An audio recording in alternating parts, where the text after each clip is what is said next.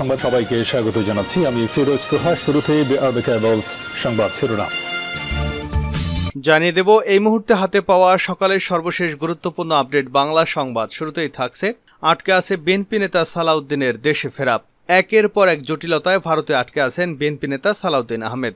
ভারতের আইনি প্রক্রিয়া শেষে যখন দেশে ফেরার পালা, তখন দিল্লির ছাড়পত্র না পাওয়ায় তাও সম্ভব হচ্ছে না। প্রিয় দর্শক, আপনারা জানেন দীর্ঘদিন যাবৎ দিল্লির কারাগারে ছিলেন বিএনপি নেতা সালাউদ্দিন। এরপর তিনি জামিনে মুক্তি পেয়েছেন, কিন্তু দেশে ফিরতে পারছেন না। ঠিক কেন তিনি দেশে ফিরতে পারছেন না? সরকারের সদিচ্ছার অভাব নাকি অন্য কিছু? নাকি আর তিনি কোনোদিন বাংলাদেশে ফিরতেই পারবেন না? এই বিষয়ে জানাবো একটি বিস্তারিত প্রতিবেদন, সঙ্গেই থাকুন। এবারে জানাবো আজ ঐতিহাসিক 23শে জুন উপমহাদেশের প্রাচীনতম রাজনৈতিক দল বাংলাদেশ আওয়ামী লীগের 75তম প্রতিষ্ঠা বার্ষিকী। দিবসটি উপলক্ষে বঙ্গবন্ধু শেখ মুজিবুর রহমানের প্রতিকৃতিতে ফুল দিয়ে শ্রদ্ধা জানিয়েছেন দলের সভাপতি ও প্রধানমন্ত্রী শেখ হাসিনা। জানাবো বেগম খালেদা জিয়ার অবস্থা আশঙ্কাজনক। বিএনপি চেয়ারপারসন বেগম খালেদা জিয়াকে ফের রাজধানীর এভারকেয়ার হাসপাতালে ভর্তি করা হয়েছে। ভর্তি করার পর সিসিইউতে বিশেষজ্ঞ মেডিকেল বোর্ডের সার্বক্ষণিক পর্যবেক্ষণে তার চিকিৎসা চলছে। জানাবো বাঘায় আওয়ামী লীগের দু গ্রুপের ভয়াবহ সংঘর্ষেও ককটেল বিস্ফোরণ, টিয়ার শেল ছুড়ে নিয়ন্ত্রণ। জানিয়ে দেব একটি হৃদয় বিদারক সংবাদ। বিদ্যুতায়িত স্ত্রীকে বাঁচাতে গিয়ে প্রাণ হারালেন স্বামীও। শরীয়তপুরের জাজিরায় বিদ্যুতায়িত স্ত্রীকে বাঁচাতে গিয়ে স্বামী স্ত্রী উভয়ের মৃত্যু হয়েছে। এবং সর্বশেষ জানাবো আন্তর্জাতিক সংবাদ। ভারতের আসামে ভয়াবহ বন্যায় নিহত 37। ইতিমধ্যে প্রায় 1 লাখ মানুষ বন্যায় ক্ষতিগ্রস্ত হয়েছে বলে জানা গেছে। ভয়াবহ বন্যার কবলে পড়েছে দেশটির 19টি জেলা। এতক্ষণ শিরোনাম শুনছিলেন, এবার বিস্তারিত। প্রিয় দর্শক, আপনি যদি এই চ্যানেলে নতুন হয়ে থাকেন, ভিডিওটি দেখতে দেখতে চ্যানেলটি সাবস্ক্রাইব করে আমাদের সঙ্গেই থাকুন। আর এই ভিডিও সম্পর্কে আপনি আপনার মূল্যবান মতামতটি কমেন্ট বক্সে জানিয়ে দিন। আর হ্যাঁ প্রিয় দর্শক, জানিয়ে দিন ভিডিওটি কোথা থেকে দেখছেন। আটকে আছে বিএনপি নেতা সালাউদ্দিনের দেশে ফেরা। একের পর এক জটিলতায় ভারতে আটকে আছেন বিএনপি নেতা সালাউদ্দিন আহমেদ। আদালতের আইনি প্রক্রিয়া শেষে যখন দেশে ফেরার পালা, তখন দিল্লির ছাড়পত্র না পাওয়ায় তাও সম্ভব হচ্ছে না। মেঘালয় রাজ্য থেকে দিল্লি পররাষ্ট্র মন্ত্রণালয়কে এ নিয়ে চিঠি দিলেও এখন পর্যন্ত কোনো জবাব আসেনি। সেখান থেকে ছাড়পত্র না পাওয়া পর্যন্ত অনিশ্চিত দেশে ফেরা। বিভিন্ন সূত্র থেকে বিষয়টি নিশ্চিত করে বলা হয়, দুদেশের কূটনৈতিক তৎপরতা এবং উভয় দেশের সম্মতি ছাড়া দিল্লির পররাষ্ট্র মন্ত্রণালয় থেকে এ বিষয়ে কোনো সিদ্ধান্ত আসতে পারছে না। সরকার বিরোধী আন্দোলন চলাকালে বিএনপির 20 দলীয় জোটের মুখপাত্রের দায়িত্ব পালনকালে 2015 সালের 10 মার্চ রাজধানীর উত্তরার বাসা থেকে আইনশৃঙ্খলা বাহিনী পরিচয় তুলে নিয়ে যাওয়া হয় সাবেক এই যোগাযোগ প্রতিমন্ত্রীকে। দীর্ঘ 62 দিন পর ভারতের মেঘালয় রাজ্যের রাজধানী শিলংয়ে অসুস্থ অবস্থায় পাওয়া যায় তাকে। তখন থেকে তিনি সেদেশে আছেন।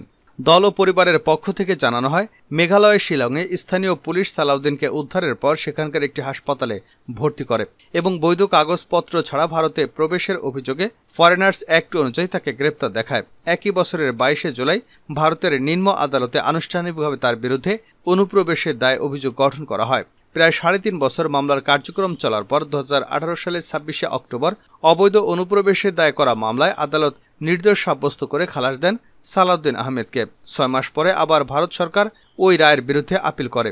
আবারও প্রায় 4 বছর সময় ক্ষেপণের পর গত বছরের 28শে ফেব্রুয়ারি এ মামলায় তিনি শিলং জজ কোর্ট থেকে খালাস পান এবং দ্রুত সময় দেশে ফেরত পাঠানোর নির্দেশনা দেওয়া হয়। তবে পাসপোর্ট না থাকায় সালাউদ্দিন আহমেদ পরে দেশে ফিরতে ট্রাভেল পারমিটের জন্য গুয়াহাটিতে বাংলাদেশের সহকারী হাই কমিশন আবেদন করেন। পরে পাসপোর্টের বিকল্প হিসেবে গত বছরের জন্য হাই কমিশন থেকে তাকে 3 মাসের ট্রাভেল পাস দেওয়া হয়। তবে এই ট্রাভেল পাস দিয়ে তার ভারত ইমিগ্রেশন পার হওয়া সম্ভব নয়।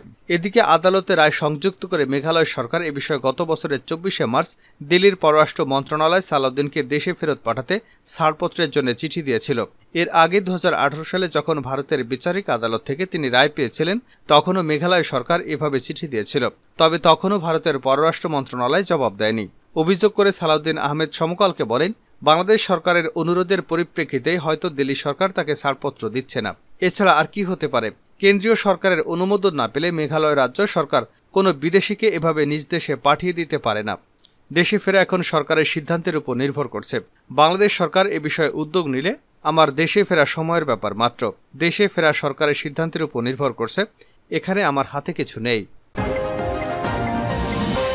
আওয়ামী লীগের প্লাটিনাম জয়ন্তীতে বঙ্গবন্ধুর প্রতিকৃতিতে শ্রদ্ধা। আজ ঐতিহাসিক 23 জুন উপমহাদেশের প্রাচীনতম রাজনৈতিক দল বাংলাদেশ আওয়ামী লীগের 75তম প্রতিষ্ঠা বার্ষিকী প্লাটিনাম জয়ন্তী দিবসটি উপলক্ষে বঙ্গবন্ধু শেখ মুজিবুর রহমানের প্রতিকৃতিতে ফুল দিয়ে শ্রদ্ধা জানিয়েছেন দলের সভাপতি ও প্রধানমন্ত্রী শেখ হাসিনা। রোববার সকাল 7টায় ধানমন্ডির 32 নম্বরে বঙ্গবন্ধুর প্রতিকৃতিতে পুষ্পার্ঘ্য অর্পণ করে শ্রদ্ধা জানান প্রধানমন্ত্রী। এ সময় প্রথমে প্রধানমন্ত্রী এবং পরে আওয়ামী লীগ সভাপতি হিসেবে দলের শীর্ষ নেতাদের নিয়ে বঙ্গবন্ধুর প্রতিকৃতিতে শ্রদ্ধা জানান শেখ হাসিনা। আওয়ামী লীগের প্লাটিনাম জয়ন্তীতে সূর্যোদয়ের সময় দলের কেন্দ্রীয় কার্যালয় এবং দেশব্যাপী দলীয় কার্যালয়ে জাতীয় পতাকা ও দলীয় পতাকা উত্তোলন করা হয়। সকাল 10:30টায় টুঙ্গিপাড়ায় চিরনিদ্রায় শায়িত বঙ্গবন্ধুর সমাধিতে শ্রদ্ধা নিবেদন, 2:30 সোহরাওয়ার্দী উদ্যানে সমাবেশ অনুষ্ঠিত হবে। এতে সভাপতিত্ব করবেন আওয়ামী লীগ সভাপতি প্রধানমন্ত্রী শেখ হাসিনা। আওয়ামী লীগের প্রতিষ্ঠা বার্ষিকী উপলক্ষে রাজধানীর সোহরাওয়ার্দী উদ্যানে আলোচনা সভায় দেশের সব নিবন্ধিত রাজনৈতিক দলকে আমন্ত্রণ জানানো হয়েছে। বিএনপির মহাসচিব ফখরুল ইসলাম আলমগীর সহ দলটির 6 সিনিয়র নেতাকে আমন্ত্রণ জানান ক্ষমতাসীনরা। তবে বিএনপির পক্ষ থেকে কোনো নেতা সমাবেশে অংশ নেবেন না বলে জানা গেছে। খালেদা জিয়ার অবস্থা আশঙ্কাজনক। বিএনপি চেয়ারপারসন বেগম খালেদা জিয়াকে ফের রাজধানীর এভারকেয়ার হাসপাতালে ভর্তি করা হয়েছে।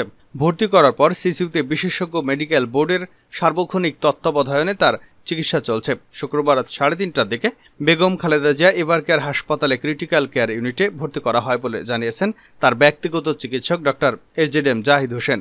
তিনি বলেন, চিকিৎসকদের পরামর্শক্রমে ম্যাডামকে দ্রুত হাসপাতালে ভর্তি করা হয়েছে। মেডিকেল বোর্ডে নিবিড় পর্যবেক্ষণে ম্যাডামের চিকিৎসা চলছে। তাকে সার্বক্ষণিক মনিটরিং করছেন চিকিৎসকরা। এর বেশি কিছু বলার নেই। খালেদা জিয়া চিকিৎসার জন্য দেশের মানুষের কাছে দোয়া চেয়েছেন তিনি। এদিকে গতকাল খালেদা জিয়াকে হাসপাতালে দেখে আসার পর ফখরুল ইসলাম সাংবাদিকদের বলেন, খালেদা জিয়ার অবস্থা ক্রিটিক্যাল। মেডিকেল বোর্ডের অধীনে তার চিকিৎসা চলছে। দলীয় চেয়ারপারসনের জন্য তিনি দেশবাসীর কাছে দোয়া চেয়েছেন। এভারকেয়ার হাসপাতালের বিশেষজ্ঞ চিকিৎসক অধ্যাপক শাহাবুদ্দিন তালুকদারের নেতৃত্বে একটি মেডিকেল বোর্ডের অধীনে তার চিকিৎসা চলছে। খালেদা জিয়াকে হাসপাতালে ভর্তির পর মেডিকেল বোর্ড কয়েক দফা বৈঠক করেছেন বলেও জানিয়েছেন জাহিদ হোসেন। ৭৯ বছর বয়সী খালেদা জিয়া ডায়াবেটিস, আর্থ্রাইটিস ছাড়াও হৃদরোগ, ফুসফুস, লিভার, কিডনি এবং বিভিন্ন জটিল রোগে ভুগছেন। বাঘায় আওয়ামী লীগের দুপক্ষের সংঘর্ষ, ককটেল বিস্ফোরণ, টিয়ার শেল ছুড়ে নিয়ন্ত্রণ।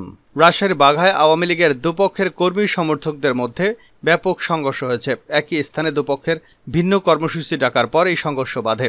শনিবার বেলা 11:15টার দিকে উপজেলা চত্বরে প্রথম ধাওয়া পাল্টা ধাওয়া শুরু হয়। এরপর ইটপাটকেল নিক্ষেপ ও সংঘর্ষের ঘটনা ঘটে। এ সময় কয়েকটি ককটেলের বিস্ফোরণ ঘটে। পরে পুলিশ লাঠি নিয়ে ধাওয়া দিয়ে টিয়ারশেল নিক্ষেপ করে সবাইকে ছত্রভঙ্গ করে দেয়। এরপর পরিস্থিতি নিয়ন্ত্রণে আসে। ঘটনার পর উপজেলা চত্বরে পুলিশ মোতায়েন করা হলেও সেখানে আওয়ামী লীগের দুপক্ষের মধ্যে থমথমে পরিস্থিতি বিরাজ করছে। রাজশাহীর বাঘা উপজেলা পরিষদের চেয়ারম্যান ও জেলা আওয়ামী লীগের যুগ্ম সাধারণ সম্পাদক অ্যাডভোকেট লায়েপুদ্দিন এবং পৌর মেয়র আক্কাস আলী গোপ্পরের মধ্যে আধিপত্য নিয়ে দীর্ঘদিন ধরে দ্বন্দ্ব চলে আসছে। এর জের ধরেই এই সংঘর্ষের সূত্রপাত বলে জানিয়েছেন স্থানীয়রা। ঘণ্টাব্যাপী ধাওয়া পাল্টা ধাওয়া সংঘর্ষের ঘটনায় উপজেলা আওয়ামী লীগের সাধারণ সম্পাদক আশরাফুল ইসলাম বাবুল, বাঘা পৌর মেয়র এবং জেলা আওয়ামী লীগের সদস্য আক্কাস আলী সহ বেশ কয়েকজন আহত হয়েছেন। এদের মধ্যে গুরুতর আহত আশরাফুল ইসলাম বাবুল এবং রফিকুল ইসলামকে রাজশাহী মেডিকেল কলেজ হাসপাতালে পাঠানো হয়েছে।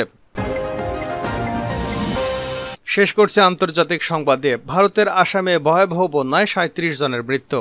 ভারতের আসাম রাজ্যে ভয়াবহ বন্যায় মৃতের সংখ্যা বেড়ে দাঁড়িয়েছে 37-এ। ইতিমধ্যে প্রায় 1 লাখ মানুষ বন্যায় ক্ষতিগ্রস্ত হয়েছে বলে জানা গেছে। ভয়াবহ বন্যার কবলে পড়েছে আসামের 19 জেলা। গত কয়েকদিনে বন্যা পরিস্থিতির খানিক উন্নতি হলেও চারদিকে এখন শুধুই পানি। সবথেকে বেশি ক্ষতিগ্রস্ত হয়েছে রাজ্যের করিমগঞ্জ, কামরূপ, তামলপুর, হাইলাকান্দি। এর মধ্যে করিমগঞ্জের পরিস্থিতি সবথেকে খারাপ। সেখানে প্রায় 2.5 লাখ মানুষ ক্ষতিগ্রস্ত হয়েছেন। আসামের প্রায় সব নদীর পানি বিপদসীমার উপর দিয়ে বইছে। সেই পানি ঝড়ের বেগে বিভিন্ন গ্রামে ঢুকছে। ফলে একের পর এক গ্রাম নদীর পানিতে প্লাবিত হচ্ছে। বন্যার্তদের সাহায্যের জন্য ইতিমধ্যেই 100টিরও বেশি ত্রাণ শিবির খোলা হয়েছে। সেখানে 15,000 মানুষ রয়েছেন। জানা গেছে আসামের এই 19টি জেলার বাড়ি, গবাদি পশুর অবস্থান, রাস্তা, সেতু সবই এখন পানির তলায়। পানি না কমলে এই ক্ষতি সামলানোর কাজ করা যাবে না বলেও মনে করছে প্রশাসন।